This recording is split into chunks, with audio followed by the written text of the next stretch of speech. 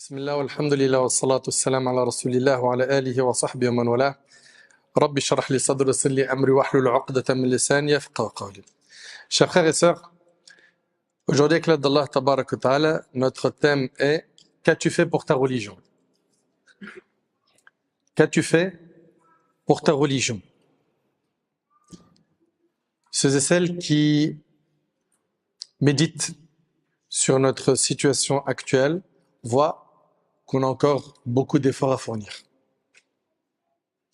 Alhamdulillah, on n'a pas un discours pessimiste en disant que rien ne va, rien n'a été fait, etc. Non, alhamdulillah, il y a des efforts qui ont été faits,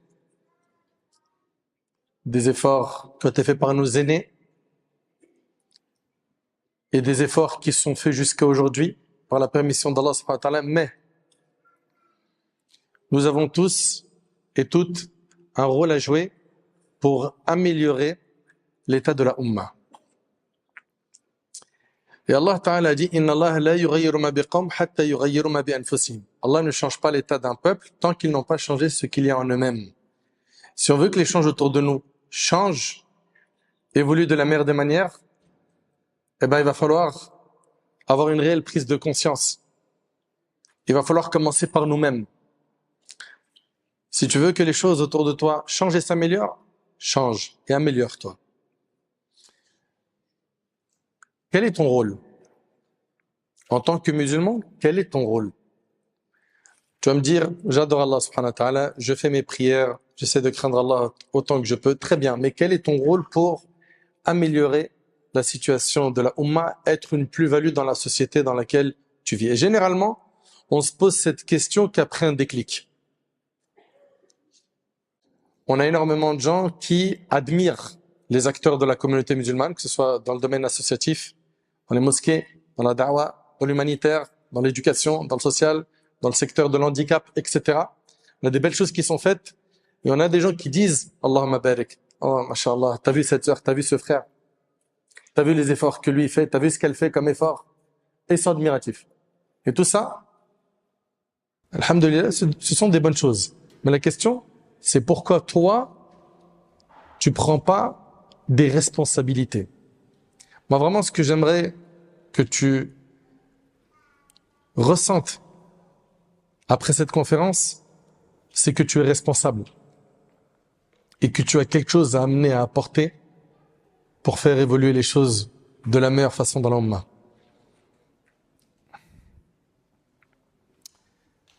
Chers frères, chères sœurs, lorsque l'on regarde nos pieux prédécesseurs, rahimahumullah, ils ont tous été des acteurs. Et je vais vous raconter quelques histoires qui auront pour objectif, Inch'Allah, de nous redonner de la motivation, de nous booster. Le noble compagnon Abu Bakr as-Siddiq, radiyallahu ta'ala anhu. Abu Bakr, le meilleur compagnon du prophète, sallallahu alayhi wa sallam. Abu Bakr, radiyallahu anhu, prononce la shahada et très rapidement, il va faire la da'wah. Il va appeler Allah subhanahu wa ta'ala et il va être la cause de la conversion de 5 nobles compagnons parmi les 10 à qui le paradis a été promis. Allahu Akbar. Abu Bakr se convertit et il ressent la responsabilité. Et il a bougé pour faire da'wah, pour répandre le bien autour de lui. Et toi, si tu bouges en étant sincère et que tu fais des efforts, Allah tabarak wa ta'ala t'utilisera et te facilitera de faire le bien. Comprends bien ce point. Toi, qui as entendu ce qu'a fait Abu Bakr en très peu de temps, sache que tu peux, bi'idhnillahi ta'ala, faire beaucoup de khir et être un acteur positif. Il te suffit d'être sincère, de bosser en sacrifiant pour Allah subhanahu wa ta'ala, et tu verras qu'Allah subhanahu wa ta'ala t'utilisera dans le bien. At-Tufayl ibn Amr al-Dawsi, c'est la deuxième histoire. Cet homme-là était quelqu'un de noble, le chef de la tribu de Daous, un poète intelligent, quelqu'un de sage. Sa tribu avait une principauté ou quelque chose comme cela, quelque part dans le Yémen. D'accord? Il est du Yémen.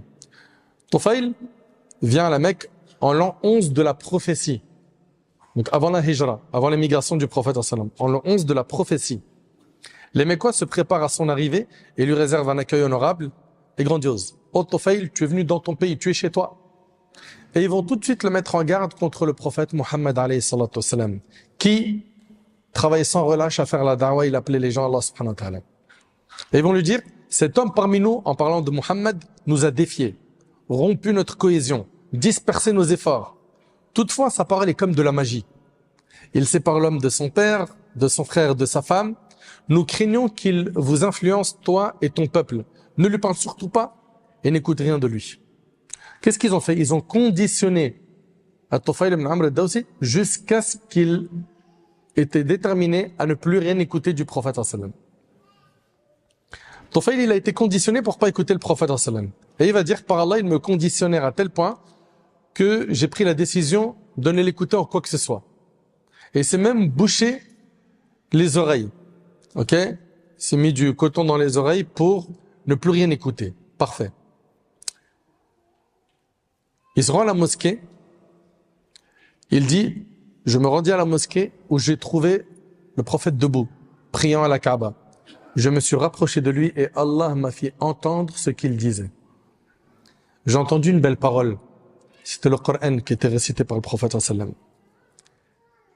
Et là, il s'est dit, mais par Allah, je suis un homme intelligent et poète. Rien de beau comme du lait m'échappe. Il s'est dit, mais attends, mais moi je connais les bonnes paroles des mauvaises. Je suis quelqu'un de poète, je suis quelqu'un d'intelligent, je sais reconnaître les bonnes et les mauvaises paroles. Qu'est-ce qui m'empêche de l'écouter, de me faire mon idée moi-même? Et c'est ce qu'il a fait. Il a dit, si ce qu'il dit est beau, je l'accepte.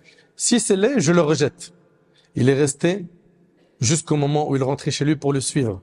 Une fois chez lui, il dit, je lui ai exposé les raisons de ma venue, la crainte des gens à mon sujet, le bouchage de mes oreilles et le fait d'écouter une partie de ses paroles. Je lui ai dit de me présenter son message. Alors le prophète sallallahu alayhi wa sallam lui a présenté l'islam en quelques paroles. Il lui a récité le Coran. Il a dit, par Allah, jamais je n'avais entendu une parole aussi belle, ni rien de plus juste.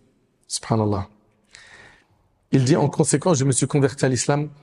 Il a prononcé l'attestation 2 fois. Ici, il vient d'embrasser l'islam. On est d'accord ou pas? Très bien. Regardez la suite. Il a dit, juste après, je suis obéi par mon peuple.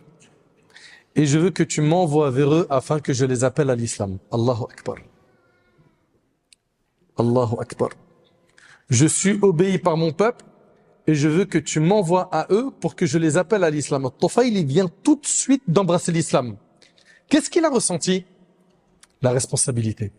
Je ne peux pas être musulman et inactif. Je ne peux pas être musulman et inactif. Et la question que j'ai à me poser ainsi qu'à vous, depuis qu'on est musulman, certains c'est de naissance, d'autres c'est des convertis, qu'est-ce que tu as fait? Quel a été ton rôle jusqu'à aujourd'hui?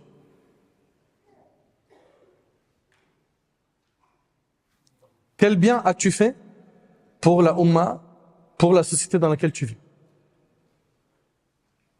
Qu'est-ce que tu as apporté? Tu as été une plus-value ou un simple consommateur? Tu vis pour répandre le bien ou pour juste faire comme certains qui cherchent qu'à faire exister leur personne à travers les réseaux sociaux, qui appellent à eux-mêmes? Subhanallah. Tufayl, il veut prendre des responsabilités de faire da'wah, d'appeler à Allah subhanahu wa ta'ala. Allahu Akbar. Il a prononcé la shahada, il a tout de suite compris qu'il fallait bouger pour son dîn. Tout de suite. Quant à nous, qu'est-ce qu'on a fait pour notre dîn? Tu vas me dire, je fais la prière, je jeûne, je fais des adorations, c'est très très bien.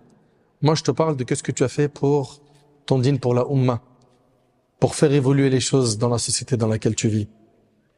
Car oui, le musulman là où il est utile.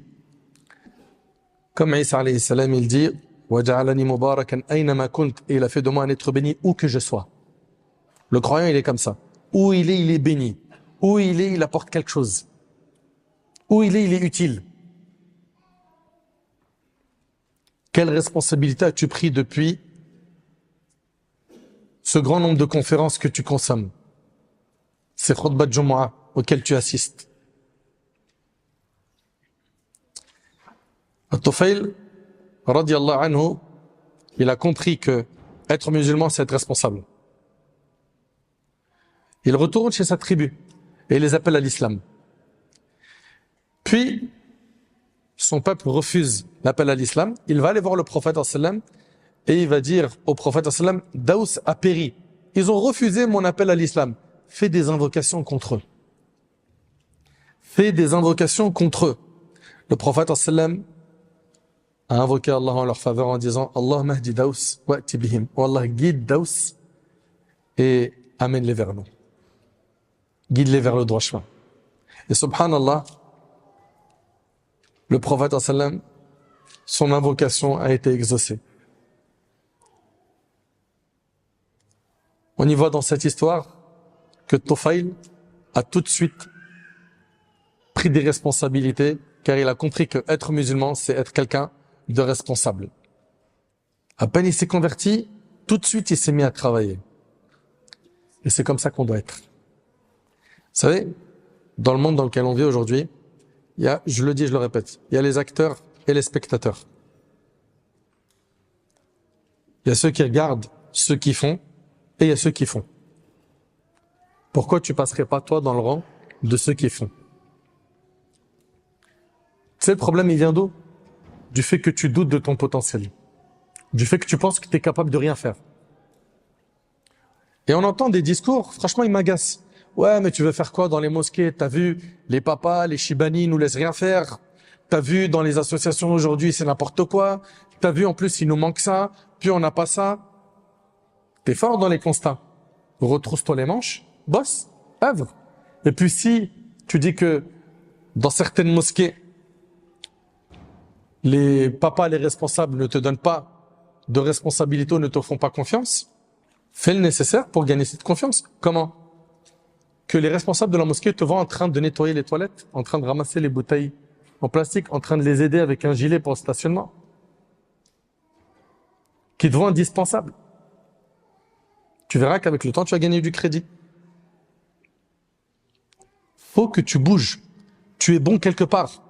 Soit tu as une belle plume, c'est écrire des articles, tu es bon en informatique, tu es bon pour faire des applications, des sites internet, tu es fort dans l'IA, tu maîtrises forcément quelque chose. Mais ça, au service du dîn. Au lieu de faire comme certains et mettre ça au service de quoi finalement? Du haram. Toi, sois de ceux qui vont mettre ça au service du dîn. Donc, mets tes compétences au service du dîn. Tu en as sûrement.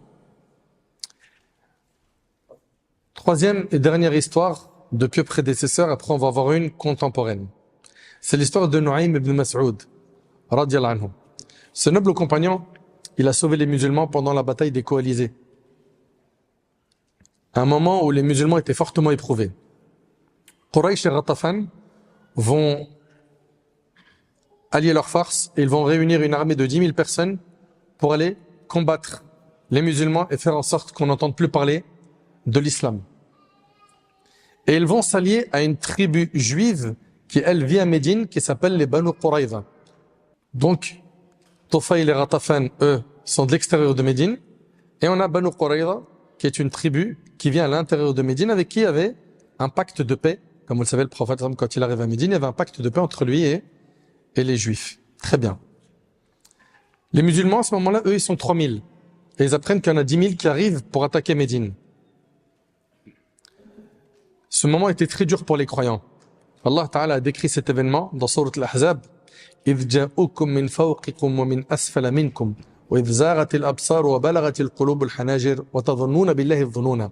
Quand ils vous vinrent d'en haut et d'en bas, de toutes parts, et que les regards étaient troublés et les cœurs remontaient aux gorges, et vous faisiez sur Allah toutes sortes de suppositions, les croyants furent alors éprouvés et secoués d'une dure secousse.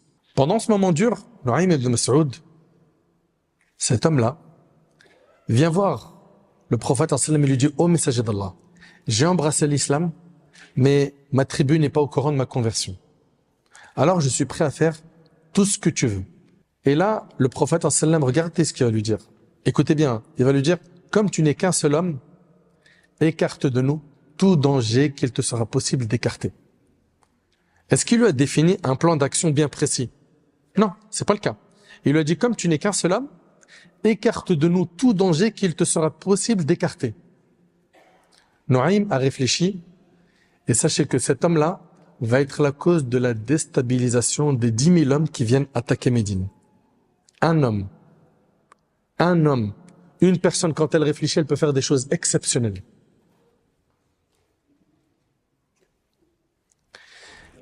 Nuaym a réfléchi et décida de passer à l'acte directement, car il a ressenti la responsabilité. Et qu'est-ce qu'il a fait? Il est parti voir les Banu Quraïza, qui étaient des amis de sa tribu à l'époque anti-islamique. Et il leur a dit, vous connaissez mon affection à votre égard, notamment en raison des liens qui nous unissent. Et ils lui ont dit, c'est vrai. Donc Nuaym, il parle à la tribu juive, qui a rompu le pacte à l'intérieur de Médine, les Banu Quraïza, pour s'allier à Quraysh et Ghatafan. Et il leur dit, vous savez que, voilà, on a des liens fraternels, on se connaît, etc. Et il leur a dit, sachez que les Qurayshites ne sont pas comme vous. Quraysh, ils viennent de Mecca, n'est-ce pas? Vous, cette ville-là, elle vous appartient. Il y a vos biens, vos enfants, vos femmes. Vous ne pourrez pas déménager pour aller vivre ailleurs. Quant à Quraysh et Ghatafan, ils viennent combattre Mohammed et ses compagnons, et vous les soutenez dans ce sens. Mais eux, ils ne sont pas de Médine, eux, ils sont de l'extérieur. Et les voilà qui rejoindront leur ville, vous laissant avec Mohammed qui alors se vengera de vous. Qu'il est en train de leur dire, attention, vous êtes en train de vous unir avec des gens qui finalement ils vont vous laisser et vous allez vous retrouver avec Mohammed qui va se venger de vous. Sur ces mots, Banu Quraïza lui ont dit, qu'est-ce que tu nous conseilles de faire? Il leur a dit, ne combattez à leur côté que s'ils laissent 70 otages afin d'avoir vraiment une garantie qu'ils vont combattre à vos côtés, pour garantir qu'ils vont vraiment rester avec vous jusqu'au bout. Ils lui ont dit, voilà la conduite à tenir. Il leur a dit, ne dites à personne ce que je vous ai dit, car c'est un secret. Ils lui ont dit, ne t'inquiète pas, ça sera fait. Puis, Nuaym, il est parti voir Quraysh, en particulier Abu Sufyan, leur chef. Il leur a dit, vous connaissez l'affection que je porte pour vous et ma disponibilité pour vous apporter des conseils. Ils lui ont dit oui. Il leur a dit, les Juifs de Bani Quraïza ont regretté d'avoir rompu le pacte qu'ils avaient avec les musulmans et ils ont déjà écrit à Mohammed lui promettant de lui remettre 70 otages qu'ils auront obtenus de vous afin qu'il les tue et qu'ils sachent qu'ils ont regretté d'avoir rompu le pacte avec lui. Qu'est-ce qu'il est en train de faire là? Il est en train de les diviser. N'est-ce pas? Très bien. Abu Sufyan fut content d'avoir eu ce conseil et il est resté sur ses gardes. Ensuite, il est parti voir Ghatafan, il leur a dit la même chose. Et subhanallah, ce qui s'est passé, c'est que, après avoir fait ça, il y a un climat de méfiance qui s'est installé entre eux. Eux qui étaient unis, maintenant ils commencent à être méfiants l'un de l'autre. Très bien. Les Qurayshites, donc c'est au mois de Shawwal, en l'an 5 de l'Hégire, ils envoient dire donc aux Juifs de Bani Quraïza, nous ne sommes pas ici en randonnée, c'est le moment d'agir. Venez, on va attaquer Mohammed. Et là, Bani Quraïza leur fit transmettre un message pour leur dire aujourd'hui c'est samedi. Or vous savez ce qui arriva à nos prédécesseurs qui s'étaient pas accordé de répit. Nous ne combattrons à vos côtés qu'après que vous ayez livré 70 otages. Dès que ce message est arrivé à Quraysh et Ghatafan, ils ont dit c'est les fameux 70 otages qui veulent livrer à Mohammed pour montrer qu'il regrette d'avoir rompu le pacte et pour qu'il soit tué, pour qu'il se fasse pardonner. Ils ont dit non. On vous donnera rien. Et à ce moment-là, Banu Quraïza ont dit Nuaym avait raison. Mais finalement, eux, ils veulent pas poursuivre avec nous jusqu'au bout. Et là, il y a, comme je vous ai dit, un climat de méfiance qui s'est installé entre eux. Subhanallah, grâce au stratagème de Nuaym, les deux factions lâchèrent pied, leurs rangs se disloquèrent et les soldats, de part et d'autre, perdirent leur envie de combattre. Et c'est ainsi que Nuaym sauva les musulmans. Un homme. Cet homme a réfléchi et avec la sincérité qu'il avait dans son cœur, Allah subhanahu wa ta'ala lui a facilité les choses. Bien évidemment, quand vous entendez ces histoires, vous vous dites, Mais mon frère, tu nous as parlé d'Abou Bakr. Tu nous as parlé de Tufayl. Tu nous parles de compagnons. On n'est pas des compagnons. Nous, on aimerait bien faire le bien. Là, tu nous parles des compagnons. C'est trop haut pour nous. Sachez que c'est pas parce que c'est trop haut pour nous qu'on ne doit pas chercher à leur ressembler. Ce sont nos exemples. C'est ces biographies-là qu'il faut enseigner à nos enfants. La biographie des compagnons, des femmes des compagnons. Et pour terminer cette intervention, j'ai décidé de vous prendre une histoire de quelqu'un qui, pour moi, a vraiment été mais remarquable, exceptionnel en termes de production dans le khair. C'est un contemporain. Peut-être que vous avez déjà entendu parler de lui. Il s'agit de l'histoire de Abdurrahman As-Sumayt, rahimahullah. Qui a déjà entendu parler de lui? Levez la main. 1, 2. Si malheureusement je dis un nom de joueur de foot ou d'un influenceur, on va avoir beaucoup plus de mains. Mais une personne comme ça, elle est malheureusement méconnue. Pourtant, écoutez avec moi son histoire. Un enfant koweïtien de 5 ans sortait de la mosquée après la prière de l'Asr. Pas pour jouer et s'amuser avec les enfants de son âge, mais pour avoir des aventures qu'il a toujours eues dans le désert près de chez lui. Donc il est koweïtien. D'accord? Cet enfant se promenait avec un petit bâton qu'il utilisait pour chasser les serpents, qu'il a appris à son jeune âge. Et la chose étrange était que même avec son jeune âge, il se promenait dans les dunes de sable flamboyantes à la chaleur du soleil, où les dangereux reptiles étaient couramment trouvés dans le désert du Koweït. Le plus étrange est qu'il fermait ses yeux de temps en temps et s'imaginait dans les jungles d'un continent qu'il avait entendu parler dans les histoires. Ce continent qui s'appelle l'Afrique. Un continent qui s'appelle l'Afrique où il affronterait des prédateurs avec le petit bâton qu'il pouvait à peine tenir. Abdurrahman As-Sumayt, c'est un grand héros et un exemple pour la communauté. Il a sauvé des millions d'Africains pauvres de la faim et de la pauvreté. Il est né en 1947. C'est il y a pas longtemps. Très bien, au Koweït. Sa mère le décrit comme un enfant qui a très bien réussi ses études. Donc c'est quelqu'un qui était engagé à prier le Fajr en groupe à la mosquée. Il a réussi ses études. Il était sérieux dans sa pratique religieuse. Et ce héros islamique a grandi sur une chose essentielle pour construire la personnalité d'un grand musulman. Il écoutait les histoires du prophète sallam et les victoires de ses compagnons. Ce qui a construit l'esprit de la grandeur de l'islam en lui et a grandi sur lui l'amour de cette religion. Très bien. Il excelle dans ses études et rapidement, il va étudier la médecine dans les universités d'Irak, du Royaume-Uni, au Canada, pour se spécialiser dans les maladies intestinales. Il est né en quelle année? 1947. Très bien. Son épouse, pieuse, Suhaib, a conseillé son mari de quitter cette vie de riche et de vivre une vie difficile sur le chemin d'Allah. Puis, ce qui s'est passé, c'est que Dr Sumayt, il se rend en Afrique et ce qui lui a été demandé, c'était de construire une mosquée pour les musulmans. D'accord? Il était parti que pour construire une mosquée. Il s'est rendu au Malawi, à côté du Mozambique, qui est un pays africain situé à l'est du continent. Son objectif était d'y construire une mosquée et de revenir. C'est tout. Il n'avait pas d'autre objectif à part ça. Mais regardez ce qu'Allah subhanahu wa ta'ala lui avait destiné. Il arrive là-bas et il est choqué de ce qu'il a trouvé. Il voit que beaucoup de gens ne connaissent rien à propos de l'islam.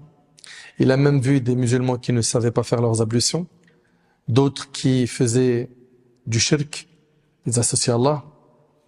Et là, il s'est retrouvé entre deux choix. Un court chemin facile qui combat les péchés et l'ignorance avec violence. Un long chemin difficile qui est le chemin des prophètes, invitant les gens à Allah et ayant la patience. Et il a choisi le chemin difficile, le long chemin. celui des prophètes, celui de la patience, celui des sacrifices. Et donc, il a refusé des offres d'emploi qu'il avait reçues du Royaume-Uni, du Canada, du Koweït pour y travailler en tant que médecin. Et il s'est installé dans l'un des villages reculés d'Afrique, après que sa femme ait décidé de faire don de tout ce qu'elle a hérité pour Allah. Ils ont donc créé de nombreux travaux éducatifs et de développement pour parrainer les orphelins et les pauvres africains, quelle que soit leur religion. Ils ont aidé les musulmans et les non-musulmans, baptisés et même les idolâtres. Puis il a recueilli les dons des généreux koweïtiens. Il a trouvé de nombreuses personnes prêtes à l'aider dans son travail. Donc cet homme-là déploie beaucoup d'efforts. Et Cheikh Abdurrahman al-Samaït, il dit, nous avons commencé à construire des écoles et des jardins d'enfants et à offrir des bourses pour l'enseignement primaire, secondaire et collégial, puis pour les études supérieures. Et nous les envoyons dans des universités en Europe, en Amérique, en Afrique ou au Moyen-Orient. Nous avons maintenant plus d'1 millier d'étudiants dans les universités du monde entier. Chaque année, nous avons des diplômés, des programmes de master et de doctorat. Donc, il déploie des efforts. Et subhanallah, les gens se sont tournés vers lui et ont commencé à se convertir à l'islam, à apprécier ses efforts. Et il a énormément fait pendant cette période où il est resté en Afrique. Subhanallah, cet homme-là, il a fait da'wah pendant près de 30 ans. Il a parcouru les jungles africaines et les déserts face aux lions, léopards et prédateurs. Il a voyagé à travers les rivières dangereuses, remplies de crocodiles dangereux. Plusieurs fois, il a fait face à une mort imminente. Il avait soif pendant de longues heures sans trouver une goutte d'eau pour s'abreuver. Il avait faim pendant des jours lorsqu'il voyageait dans environ 40 pays africains pour soigner les malades et soigner les pauvres et les orphelins. Malgré sa vieillesse et ses nombreuses maladies, il a refusé de suivre les conseils des médecins pour rester à l'aise et ne pas voyager. Il a continué à vivre dans la jungle africaine, éloigné des services de santé ou même de l'électricité ou de l'eau pure n'était pas disponible. Jusqu'à ce qu'il souffre de nombreuses maladies et de multiples problèmes cardiaques. Il a dû être transféré à l'unité de soins intensifs de l'un des hôpitaux koweïtiens. Après avoir subi une dialyse et de nombreuses autres chirurgies, son état empirait de jour en jour, jusqu'à ce qu'il tombe dans un long coma, dans lequel il ne pouvait ni bouger ni voir. Et subhanallah, à chaque fois qu'il se réveillait, il leur posait une question. Comment va la da'wah en Afrique? Il était mahmoum, il était soucieux de répandre le bien autour de lui. Comment sont les orphelins? Comment vont les organisations sur place? La nouvelle de sa maladie s'est répandue dans tout le Koweït, tout comme l'histoire de ce héros, anonyme, dont beaucoup ignoraient l'existence. Des appels se sont répandus dans les rues et les foyers koweïtiens pour prier pour cet homme, qui était aimé de nombreux Koweïtiens. Son histoire s'est ensuite répandue dans le monde musulman et les musulmans invoquaient Allah pour lui. La nouvelle n'arrêtait pas de dire que sa maladie empirait, jusqu'au jour où il s'est réveillé de son coma pour poser la même question habituelle sur l'Afrique.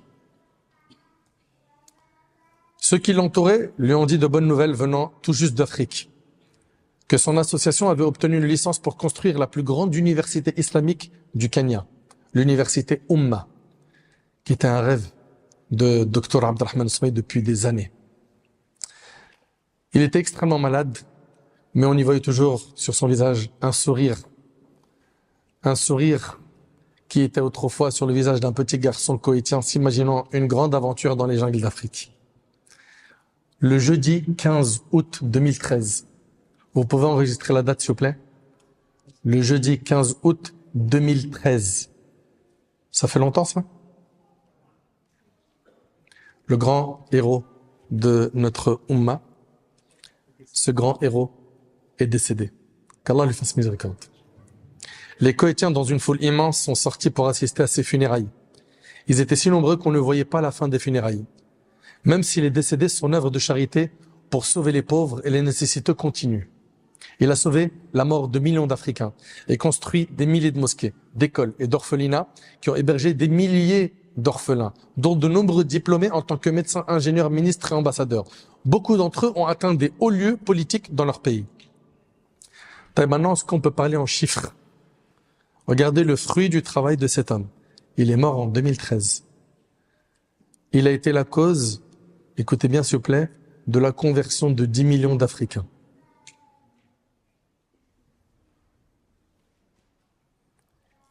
Il a construit 5500 mosquées. Allahu Akbar. Qu'Allah lui fasse miséricorde. Il a distribué 7 millions de Corans en langue arabe et langue africaine. Il a pris en charge plus de 50 000 orphelins. On est bien d'accord qu'il y en a beaucoup qui ne connaissent pas cet homme. C'est un héros. C'est un héros. Il a pris en charge plus de 50 000 orphelins, dont certains qui sont devenus par la suite des médecins, des ingénieurs et des avocats. Il a construit 840 plateformes d'apprentissage des maternelles jusqu'aux facultés où étudient plus d'un demi-million d'étudiants et d'étudiantes. 840 plateformes d'apprentissage, de la maternelle jusqu'à la faculté. Allahu Akbar. Il a creusé plus de 12 000 puits.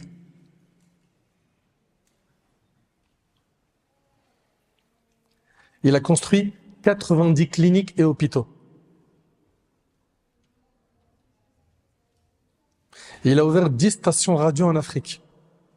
Moi, je vous pose une question. Et s'il vous plaît, on peut y réfléchir à cette question.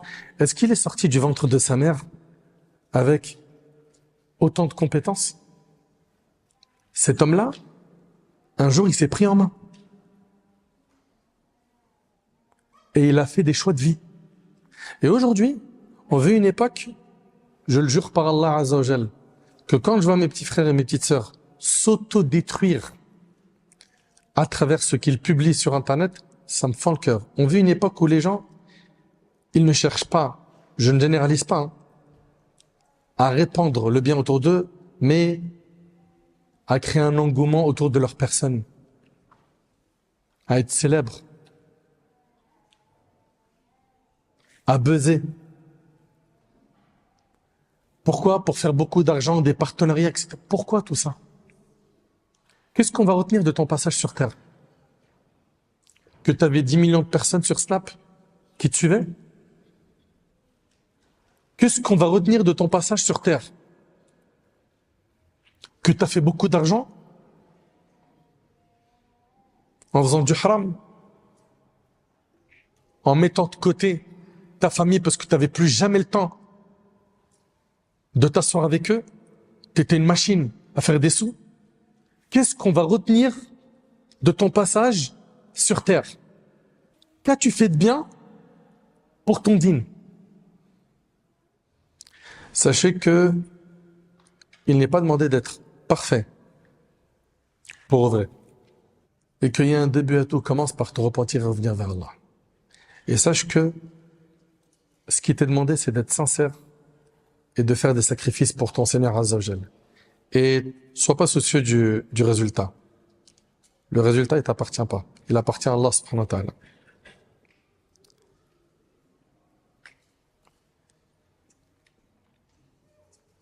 On est tous responsables. Et on est tous capables d'apporter des choses belles dans la société dans laquelle nous vivons. Bien sûr, en tant que musulmans, nous sommes animés par des valeurs qui font que on doit dans un premier temps déjà agir dans les urgences de notre communauté. Les urgences de notre communauté, parmi elles, il y a le fait qu'on n'a pas beaucoup de carrés musulmans, des endroits pour qu'on puisse être enterré. À l'époque, on n'avait quasiment pas de mosquée. Puis aujourd'hui, par la grâce d'Allah subhanahu wa ta'ala, les musulmans se sont mobilisés pour leurs besoins spirituels et ils ont pu obtenir, ici et là, des mosquées. Mais on a encore énormément de domaines dans lesquels nous devons exceller, comme le fait d'accompagner les jeunes dans l'éducation, les pôles ados. Les ados aujourd'hui, quand on parle des ados dans n'importe quelle mosquée ou association, ils disent franchement, on aimerait bien avoir un programme pour eux. On aimerait bien avoir quelque chose qu'on puisse dupliquer. Des besoins, il y en a énormément, que ce soit dans le côté social, dans le côté humanitaire. Et le musulman, il doit faire le nécessaire pour, dans un premier temps, régler les urgences qui sont à régler dans notre communauté. Puis, et ça c'est une chose que vous devez comprendre, on doit être des plus-value dans la société dans laquelle nous vivons. Et je répète, le bien qu'on doit répandre, il doit toucher tous ceux qui nous entourent. Musulmans, non musulmans. Dans le côté humanitaire, dans le côté social, dans l'éducation, etc., etc. Ces dernières années, on a pu voir, alhamdoulilah, des réponses de notre communauté concernant les besoins des mosquées. Dans certaines villes, alhamdoulilah, aujourd'hui, ce besoin est réglé. Il y a également, jusqu'à maintenant, subhanallah, beaucoup d'associations humanitaires qui ont vu le jour. Et ça, c'est une chose qu'on salue. Je pense que vous en connaissez un paquet. Des assos qui font des maraudes, des assos qui œuvrent dans les quartiers, dans les villes dans lesquelles elles sont. Et toutes ces choses-là, il faut les renforcer. Ce qui existe déjà, il faut le renforcer avec tes compétences. Voir ce qui existe. Par exemple, moi, je me suis renseigné sur le monde des visites de malades. D'accord ? Et il y a des associations qui, elles, s'occupent d'aller apporter du soutien aux personnes malades. Ils vont aller les voir, il y a des applications, tu te connectes, etc. Et partout en France. Comme par exemple Ziyara Project. Ok? Dans le monde du halal, il y a dernièrement, vous avez peut-être vu l'application Tawakkul passer. Une application qui te permet d'avoir tous les restaurants certifiés en France. Dans le lavage mortuaire, il y a encore des efforts à fournir. Dans l'éducation, dans la santé, dans la psychologie, bien qu'il y a aujourd'hui des choses qui s'organisent dans la psychologie, dans le Hajj et la Umrah. Aujourd'hui, on a assez d'agences qui œuvrent de manière sérieuse. Et il y a énormément de choses à apporter. Par exemple, dernièrement, un de nos frères, Cheikh Abdullah, avec Sakina Consulting, il a eu l'idée de suivre ceux qui ont monté un business. Lui, son mission, c'est quoi? C'est de leur offrir le cadre religieux pour que leur business soit éthique.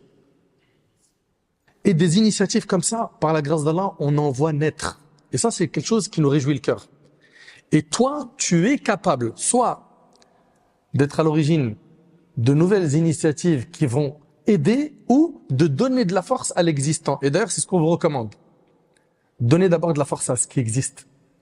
C'est-à-dire, rallier vos forces et essayer d'œuvrer main dans la main pour que ça se professionnalise encore mieux et que l'objectif, tu sais très bien, c'est pas que tu es le lead et que tu dises c'est moi qui gère ça, c'est moi le patron de ça, c'est moi le boss de ça. Non, en tant que musulman, on fait pas pour ça. Nous, on fait pour plaire à Allah subhanahu wa ta'ala. Ton passage sur terre ne doit pas se limiter à consommer, manger, boire et te dire ça y est, alhamdoulilah, j'ai fondé une famille, j'ai mis de l'argent de côté, j'ai construit une maison au bled, c'est bon, j'ai réussi ma vie. Non. Tu dois apporter quelque chose. Apporte quelque chose. Pense aux compagnons, pense à Abdurrahman al-Sumayt et pense à d'autres potentiels dont j'ai pas cité le nom, que peut-être tu connais ou que tu as déjà vu sur les réseaux sociaux qui font énormément de khir, et demande à Allah subhanahu wa ta'ala de t'utiliser. Part de cette volonté ferme de vouloir faire le bien. Ça part d'une volonté ferme. Sois sincère dans cette démarche et surtout, sacrifie du temps. Donne-toi les moyens. Donne-toi les moyens et tu verras qu'Allah subhanahu wa ta'ala va t'utiliser dans le bien. Après, il y a du résultat. Il y en a pas, t'es pas responsable du résultat. Toi, t'es responsable de faire. Enfin, j'implore Allah subhanahu wa ta'ala qu'après cette intervention, on puisse être des acteurs positifs dans notre société. J'implore Allah subhanahu wa ta'ala de nous pardonner nos manquements. J'implore Allah subhanahu wa ta'ala de faire de nous des pieux, de faire de nous des personnes qui rayonneront là où on se trouvera. Qu'Allah tabarak wa ta'ala vous récompense pour cette écoute attentive. هذا والله أعلم سبحانك اللهم بحمدك أشهد أن لا إله إلا أنت أستغفرك وأتوب إليك وآخر دعوانا الحمد لله رب العالمين وجزاكم الله